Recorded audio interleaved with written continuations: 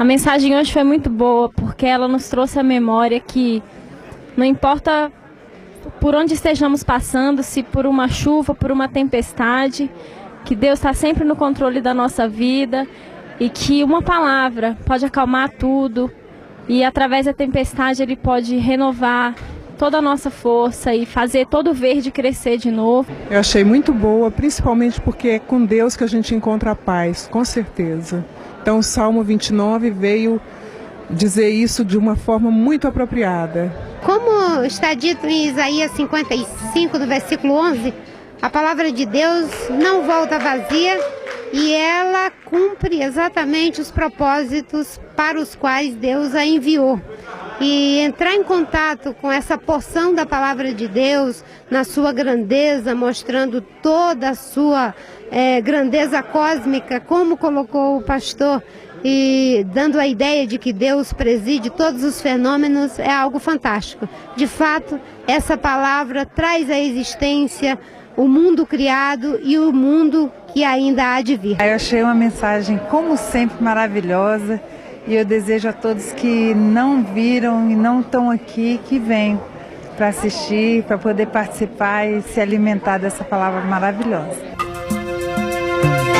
Agora, prepare o seu coração para ouvir a palavra de Deus. Deixe que ela frutifique em sua vida. Jesus, Tu estás aqui, Tu prometeste que estarias sempre onde 2 ou 3 se reunissem em Teu nome, e não só porque nos reunimos, mas Tu vives em nós. E agora que vamos partir o pão e beber do cálice, conforme nos instruíste que o fizéssemos, não como um rito a ser repetido, mas como uma graça a ser apropriada, renovada, reatualizada em nós todo dia. Faze com que nenhum de nós seja tão bobo ou estúpido, ou vedado, ou entupido, ou tapado, ou bloqueado, ou pagão de alma, que não aproveite o significado desse momento, desta hora. Por favor, tira todos os impedimentos à nossa percepção e realiza agora um milagre do Teu Espírito no coração de cada um. Em nome de Jesus. Amém. Podem se assentar. Na noite em que o Senhor Jesus foi traído, Ele tomou um pão e, tendo-o partido, o deu aos seus discípulos, dizendo-lhes: este é o meu corpo. Todas as vezes que comerdes deste pão, fazei isto em memória de mim. E por semelhante modo, depois de haver ceado, Ele tomou um cálice e o deu aos seus discípulos, dizendo-lhes: este cálice é a nova aliança no meu sangue. Todas as vezes que o beberdes, fazei isto em memória de mim. Cada instante contigo, Senhor, que passo a Teus pés, eu sou mais feliz.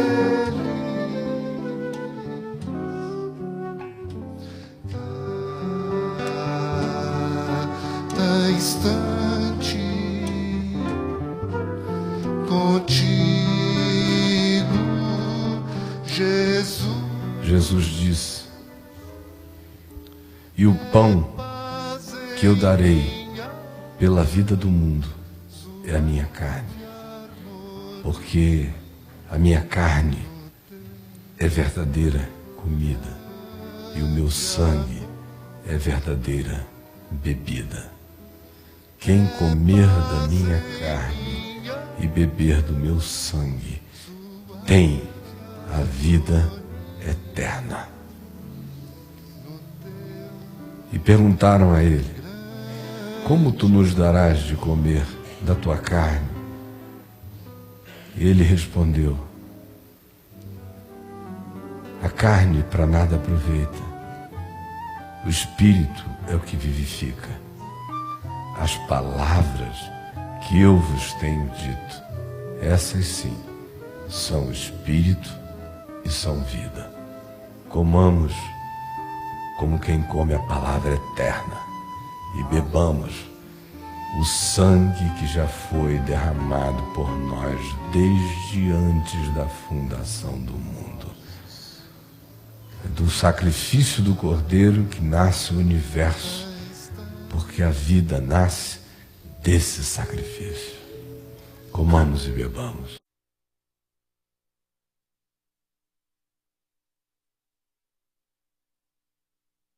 Mas vamos ler o Salmo 29 e meditar nele, crendo que o Espírito de Deus vai que a voz do Senhor seja ouvida sobre as muitas águas da nossa existência.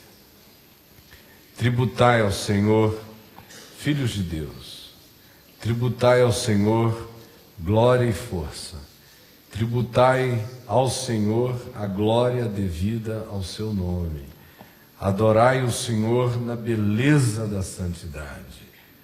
Ouve-se a voz do Senhor sobre as águas, troveja o Deus da glória, o Senhor está sobre as muitas águas. A voz do Senhor é poderosa, a voz do Senhor é cheia de majestade, a voz do Senhor quebra os cedros. Sim, o Senhor despedaça os cedros do Líbano. Ele os faz saltar como um bezerro, o Líbano e o Sirion como bois selvagens. A voz do Senhor despede chamas de fogo. A voz do Senhor faz tremer o deserto. O Senhor faz tremer o deserto de Cádiz. A voz do Senhor faz dar cria às corças e desnuda os bosques, e no seu templo tudo diz glória. O Senhor preside os dilúvios, como rei presidirá para sempre. O Senhor dá força ao seu povo. O Senhor abençoa o seu povo com paz. Amém. Quando esse salmo foi escrito, ele resultou da percepção, da estupefação, da perplexidade do salmista diante do fenômeno de uma tempestade. Ele estava em Israel, provavelmente, tinha um conhecimento geográfico amplo, conforme o possível, na perspectiva dele. Ele menciona aqui elementos do norte, o Líbano, ele faz menção de coisas ao sul, ao deserto de Cádiz, ele descreve o que acontecia no Mediterrâneo, que era o mar adiante dele, e como os trovões, relâmpagos e o ribumbar da tempestade trazia o impacto extraordinário do poder de Deus diante dos seus sentidos.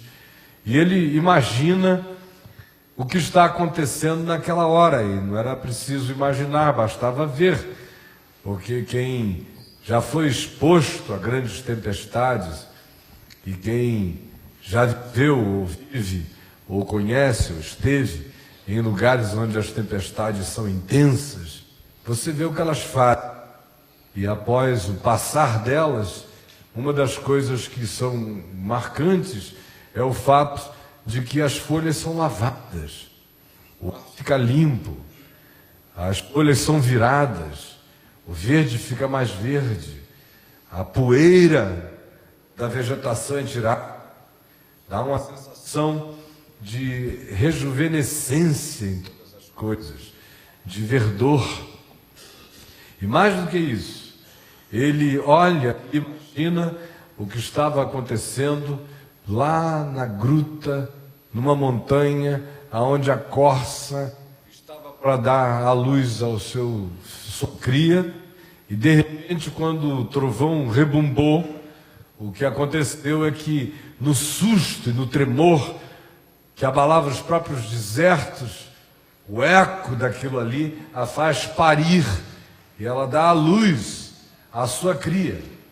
Essa é a construção dele, essa é a visualização, essa é a percepção, é isso que ele enxerga. E ele aplica isso à realidade do povo de Deus. Descreve esse cenário dessa majestade extraordinária, indizível, de poderes que estão para além de qualquer controle humano, estavam, estão e estarão, que são maiores do que nós, fazem parte de um volume de conexões aos bilhões que não podem ser alteradas, porque se mexidas deflagra-se um processo inteiro de desconstrução, como a gente vê hoje. E sobre isso tudo ele diz: se não houver aquela intervenção que destrói, a natureza não tem o poder de se destruir, por isso ela é natureza. É aquela coisa que existe de si em si, uma vez que foi criada. Ela ganhou esse poder de experimentar a mecânica e o fluxo de alguma coisa que se instalou nela, para que de dentro dela brote e vá se recriando.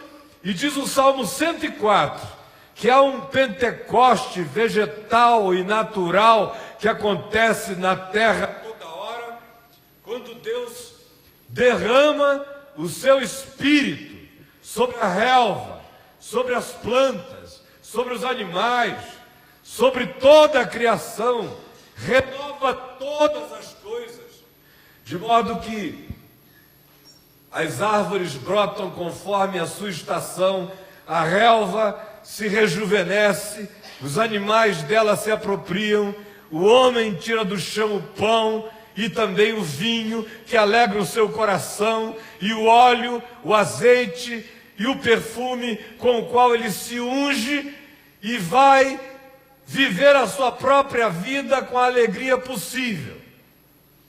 O Salmo 29 chega e diz, depois de descrever essa situação toda cósmica na percepção do salmista, dizendo: o Senhor abençoa o seu povo com paz, e no seu templo tudo diz glória.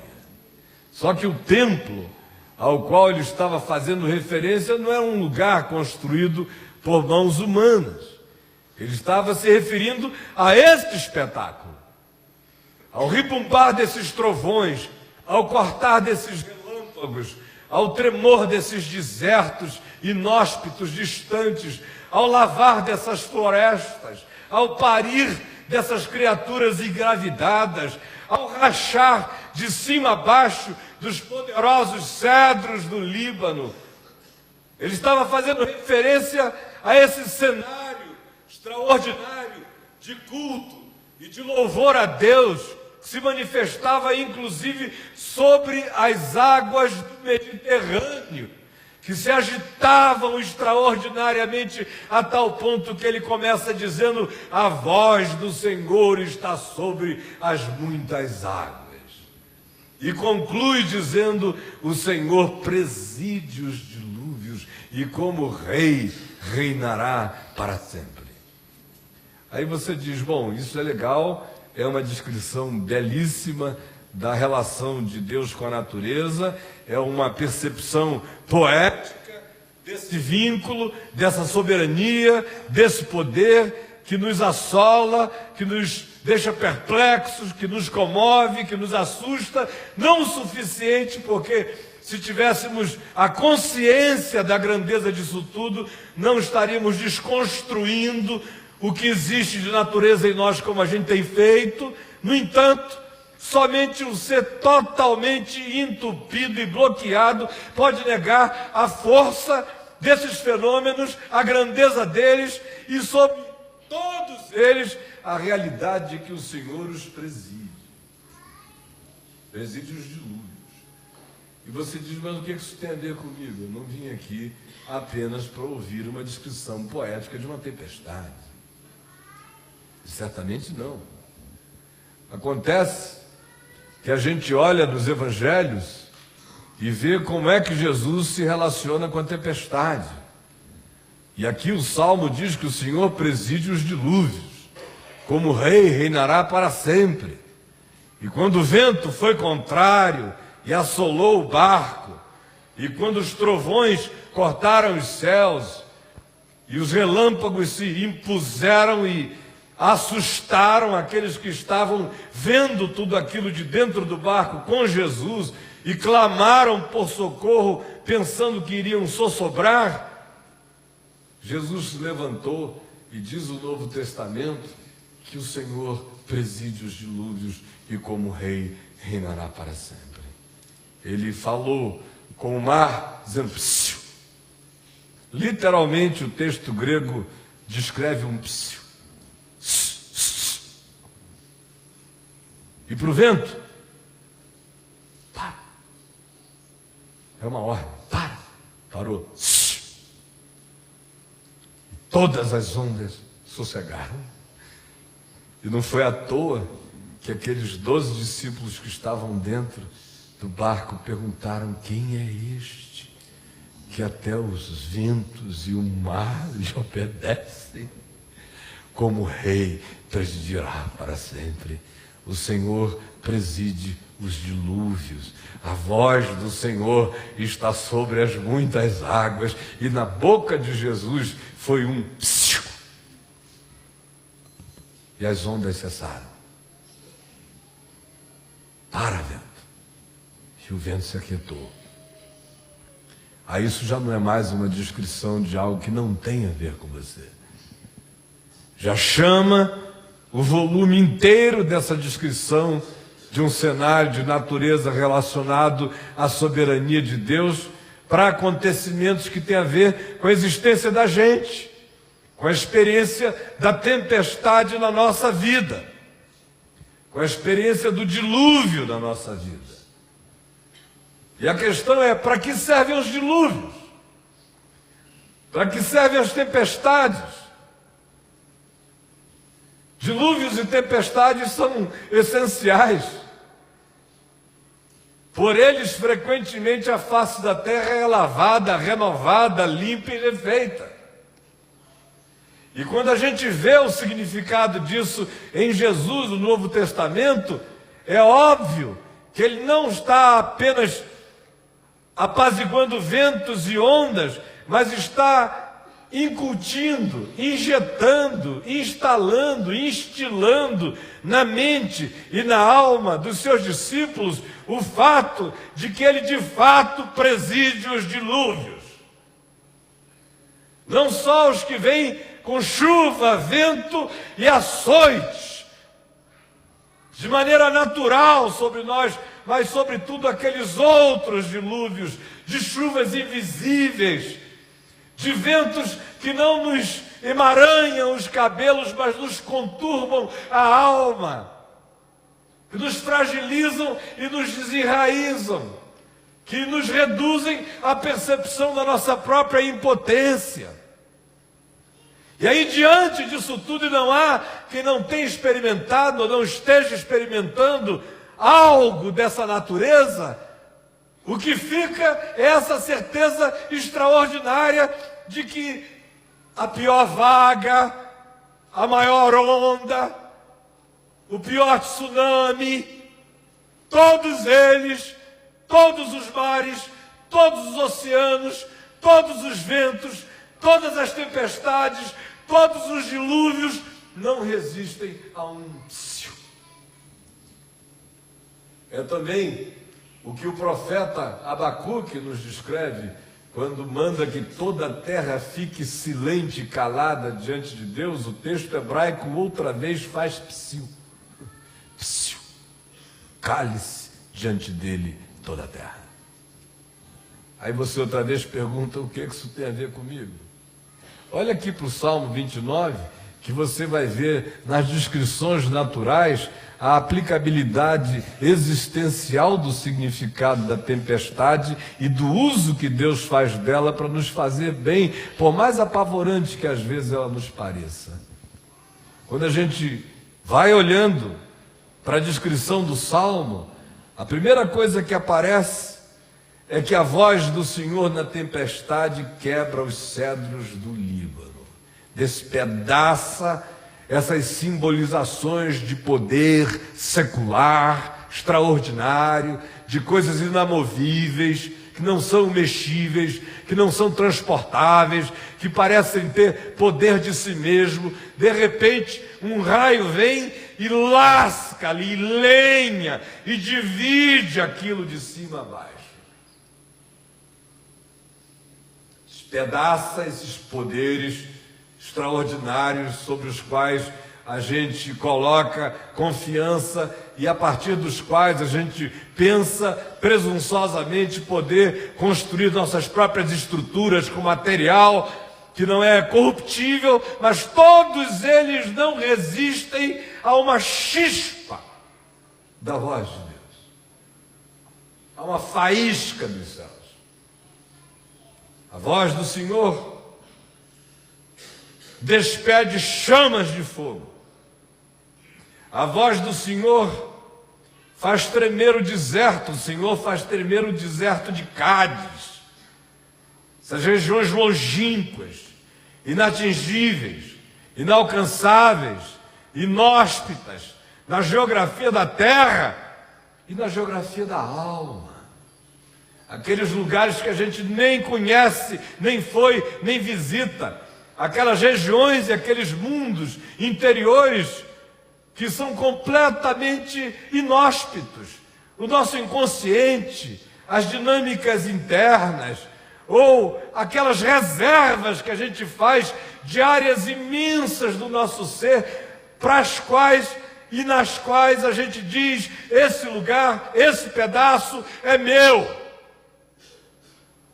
Mas a voz do Senhor faz tremer esses desertos todos, sacode essas regiões inteiras, muito mais as de dentro do que as de fora.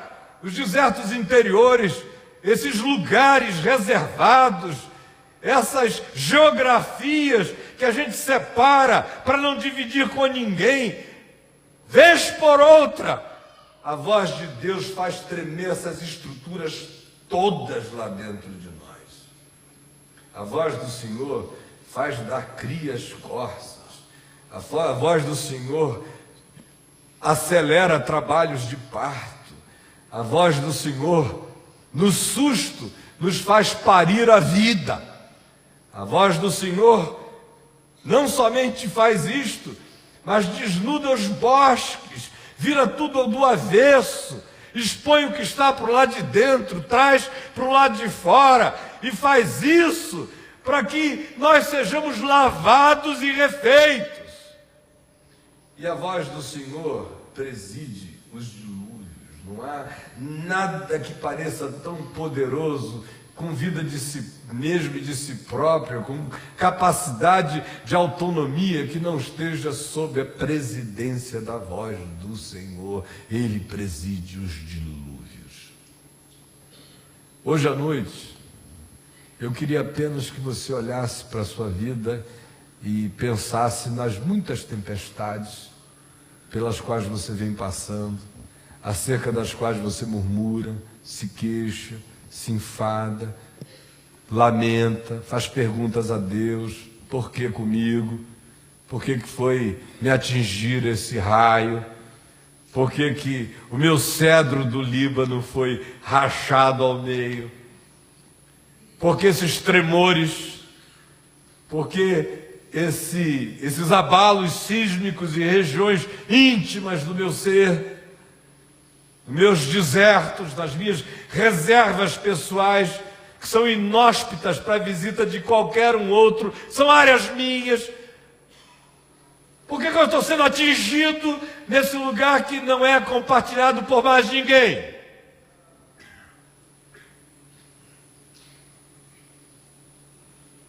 Pergunte a você mesmo: por que isso está acontecendo, e ouça a resposta da voz do Senhor. Frequentemente Deus nos deixa na tempestade, e é o profeta Naum, no capítulo único da sua profecia, que diz que Deus tem um caminho na tormenta, um caminho na tempestade. E Ele frequentemente nos põe nessa vereda, nesse caminho, para realizar esses benefícios, para derrubar essas estruturas da nossa arrogância, das nossas presunções, dos nossos cedros do Líbano, das nossas sequoias indestrutivas e milenares. E a voz do Senhor racha essa presunção para nos fazer bem. Pobre do ser humano que caminha na sua presunção até a morte. Só o bastardo anda assim. O filho, diz Hebreus, é tratado de outro modo, recebe disciplina para aproveitamento. E frequentemente, quando os cedros do Líbano vicejam o nosso ser e a gente mergulha nas nossas síndromes de onipotência, a voz do Senhor racha essas estruturas inteiras para salvar-nos da nossa própria arrogância. Às vezes a gente está em dores de parto, tem uma coisa para nascer na gente para sempre, nunca nasce, nunca nasce. Vai entrando em sofrimento.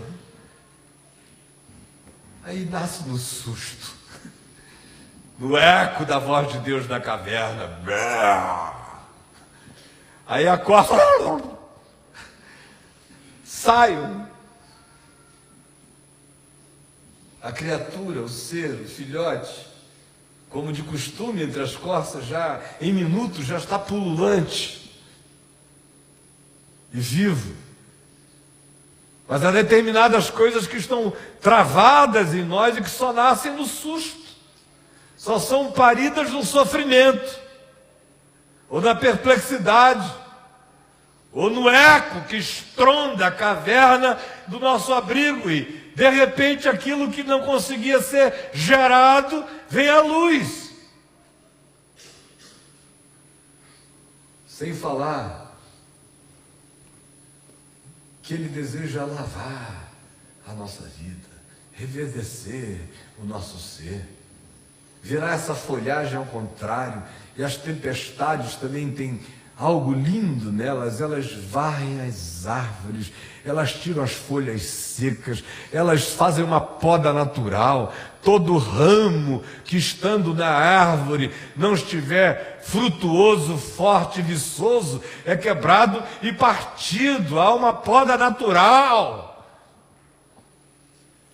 Coisas são purificadas em nós, pesos mortos são tirados, o que é seco é arrancado, e de súbito a vida fica mais leve após a tempestade e muito mais rejuvenescida.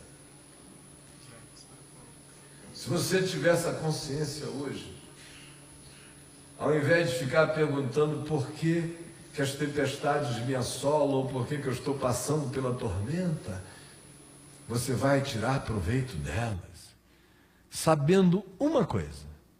Basta saber uma única: o Senhor preside os dilúvios. Você não está só, nem um fiozinho de cabelo da sua cabeça vai cair. Quem preside dilúvios cuida da sua vida. Diz psiu. E o Pacífico, que de Pacífico só tem um nome como ironia e gozação, porque é um mar horrorosamente, um oceano horrorosamente agitado, se aquieta, passa a fazer jus ao nome. O Atlântico vira poça. Psiu. Os ventos mais fortes calam, param, cessam, aquietam-se. E Deus permite que a gente viaje muitas vezes nesse caminho da tormenta, porque é nessa viagem, é nessa jornada que a gente vai voltando a si das nossas presunções, é nessa jornada que as regiões inóspitas do nosso ser são mexidas, sacudidas, tremidas. É a soberania de Deus nelas penetra. É na tempestade que a gente cria aquilo que por anos e anos a gente guarda e não sabe nem como trazer à vida, mas no susto da voz de Deus nasce. E é na tempestade que a gente também observa a renovação da nossa existência. E como a gente sai do lado de lá muito mais cheio de vida. Uma poda é feita, a vida fica leve, a alma é lavada, o ser é purificado. E aí a gente descobre que o Salmo 29, conquanto descreve o cenário de uma tempestade natural, ele tem os seus aplicativos exatamente iguais e proporcionais na nossa existencialidade, porque ele conclui chamando tudo isso para se transformar numa consciência de fé. O Senhor preside aos dilúvios, como o rei presidirá para sempre. O Senhor abençoa o seu povo com paz, e no seu templo tudo diz glória. Isso tudo começa com um chamado para que se louve a Deus. Descreve-se o cenário aterrorizante de uma tempestade, e aí ao final chama-se isso tudo para aquilo que é impensável. A descrição é de um dilúvio. Mas ao final, o resultado, o fruto é paz.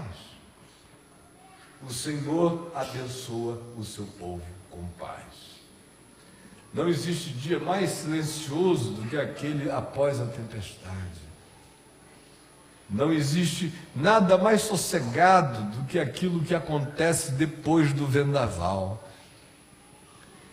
Tudo silencia. Os pássaros silenciam. A natureza se aquieta. Há um chamado de interiorização. E na alma humana é a mesma coisa, porque no fim disso tudo, o Senhor abençoa o seu povo com paz. E quando a gente passa por isso em fé, a nossa consciência se dilata. E aí, nós não somos mais pessoas de uma caixinha, nem de templos feitos por mãos humanas.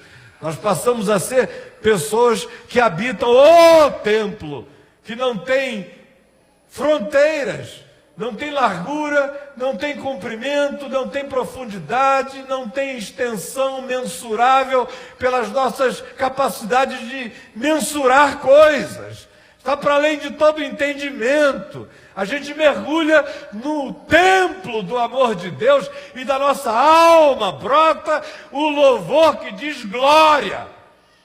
Glória! Quando eu trago à luz o que é vida, e glória, quando eu também me estremeço nas regiões que eu não sabia que precisavam ser mexidas, glória! Quando os cedros da minha arrogância são partidos, glória!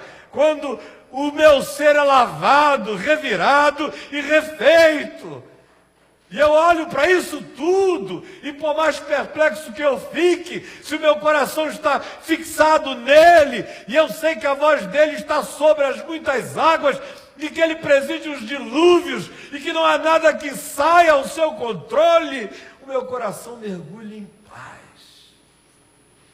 O fruto disso é paz. Então hoje à noite, antes de você ir para casa, eu quero apenas que você constate qual é a sua tempestade, como é que você chegou aqui com ela. E se você chegou numa situação dessa de tempestade, que a voz do Senhor mude tudo isso na sua mente agora. E que o fruto do dilúvio e da tempestade cheguem como vida e paz para você. Se você está dentro disso, para ser quebrantado, para ser quebrado como o cedro do Líbano, agradeça. Se você está dentro disso, para ser estremecido, agradeça. Para ser ressensibilizado, agradeça. Se você está dentro disso, para que um sofrimento antigo, pelo susto da palavra, se transforme em vida, agradeça. E se você está dentro disso, passando por essa vereda de tormenta, para que ao final você saia revirado e lavado e exposto no seu melhor e quebrado de todos os pesos mortos e podado pela graça e pela misericórdia de Deus. Agradeça e diga glória, porque o fruto disso tudo é paz.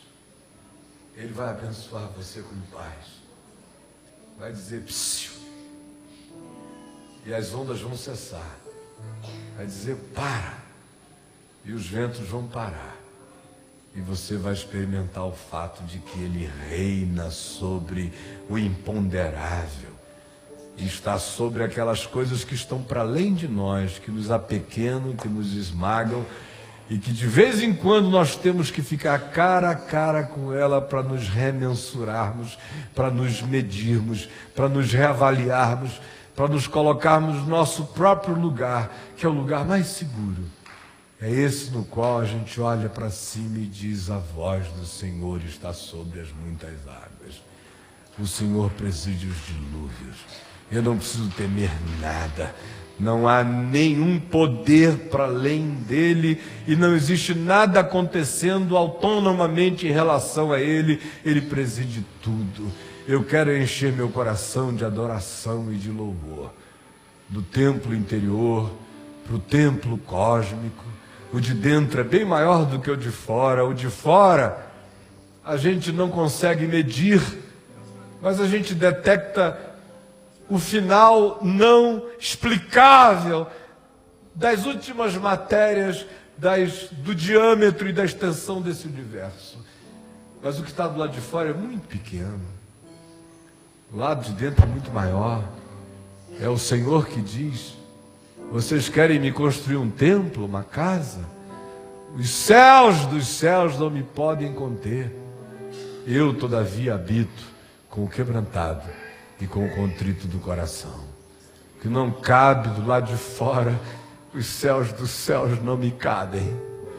Mas onde está o quebrantado e o contrito de coração, eu aí estou.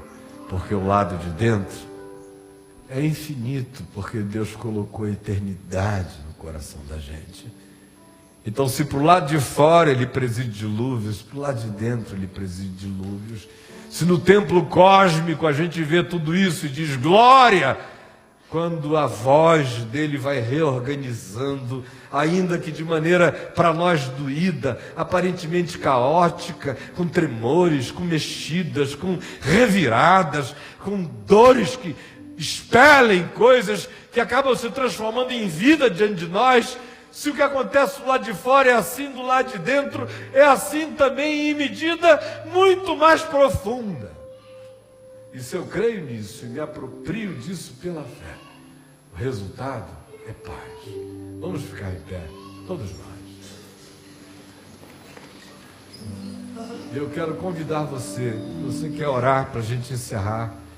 Você chegou aqui numa tempestade. Você sabe quais são as suas tempestades. E você quer orar, saia do seu lugar, dê uma chegada até aqui à frente. Há muitas tempestades. Às vezes a gente vem caminhando pela vida com aquela impressão de que nada vai nos sacudir. Esses são os momentos mais perigosos da nossa vida. São esses da nossa presunção, da nossa autonomia, da nossa impressão de autodeterminação, da nossa arrogância. Aí o Senhor que nos ama quebra os cedros do Líbano em nós. A Ele que nos ama estremece os desertos de Cádiz em nós. A Ele que nos ama faz a gente dar cria pela dor. E Ele que nos ama quebra a galhada, arranca as folhas secas, lava a gente todo. E a gente não precisa ter medo da tempestade. Ele preside. A voz dele está sobre isso tudo, por isso não tenha medo da tempestade. Jesus já mostrou para a gente o que a tempestade é para Deus. Ela não aguenta um psiu, psiu, psiu, psiu, psiu. Para. E aí a gente diz, quem é esse? Que até o vento e o mar lhe obedecem. Vamos cantar esse louvor que o André está. Ó mestre, o mar se revolta, as ondas nos dão pavor, o céu se reveste de trevas, não temos um Salvador. Não se te dá que morramos, podes assim dormir, se a cada momento nos vemos, se prestes a submergir. As ondas atendem ao meu andar, sossegai.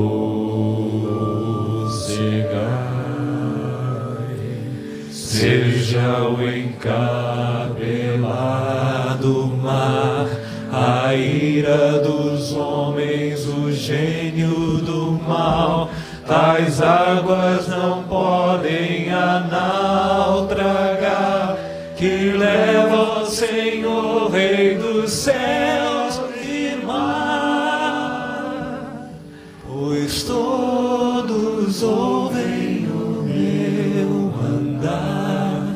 Sossegai, convosco estou para vos salvar. Sim, sossegai. Vamos à última estrofe.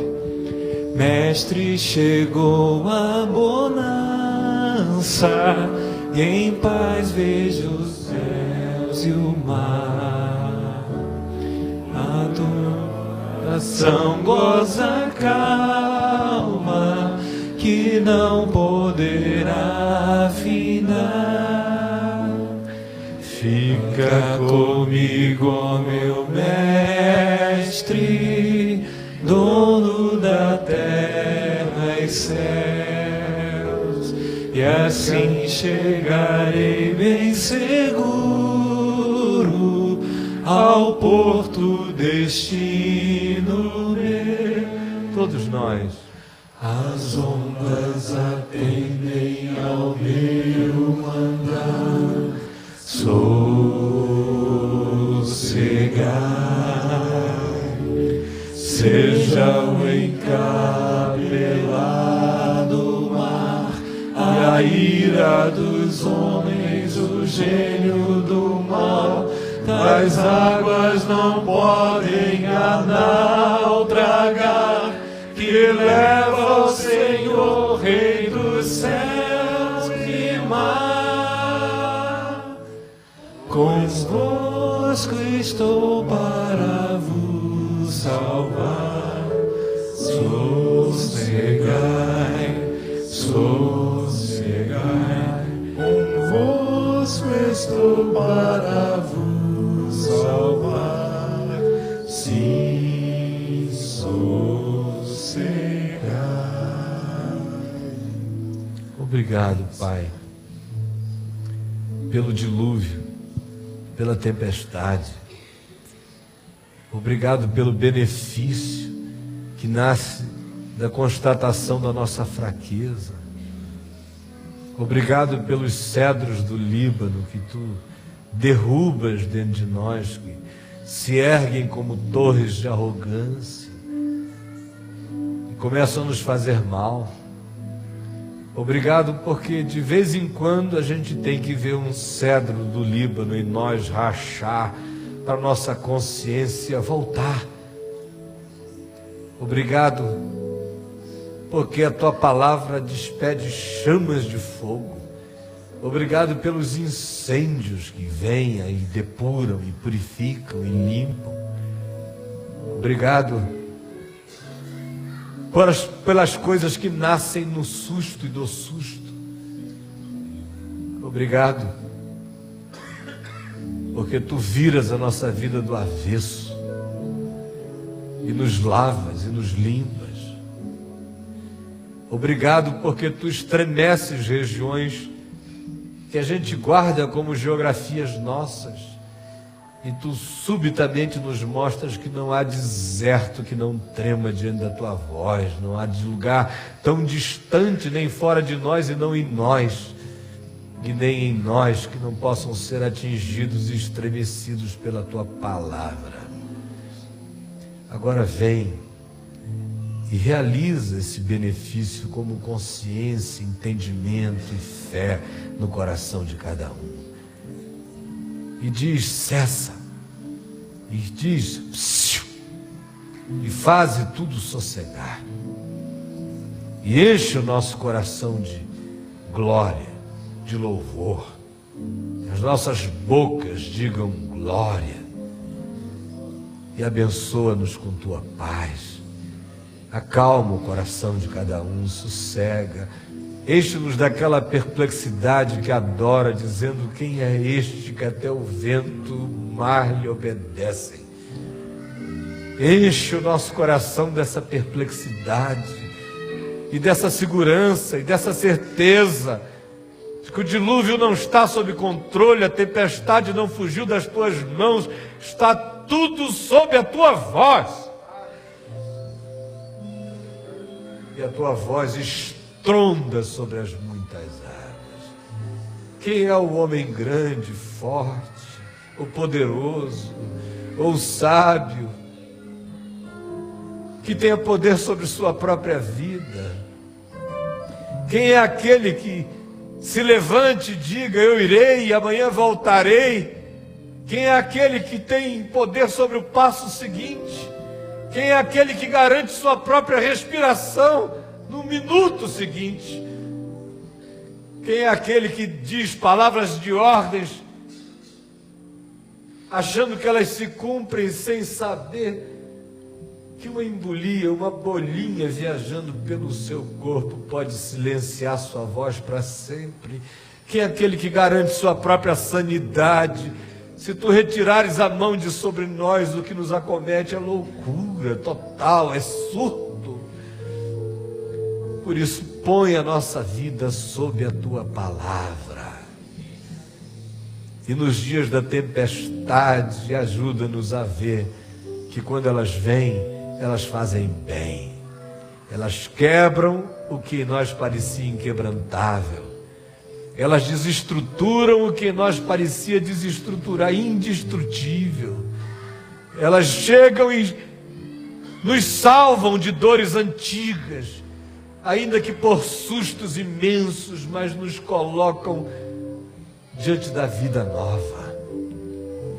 E obrigado,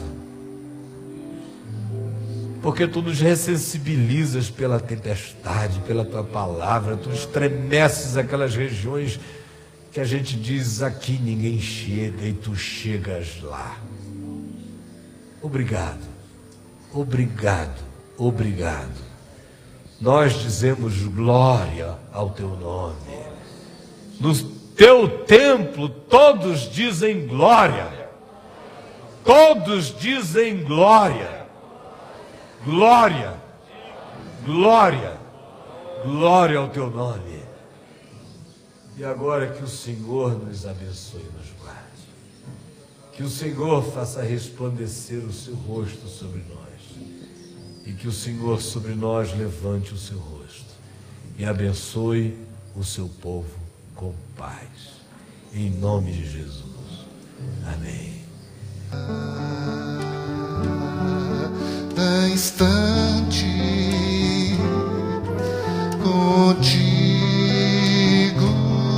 Senhor, que passo a Teus pés, eu sou mais feliz.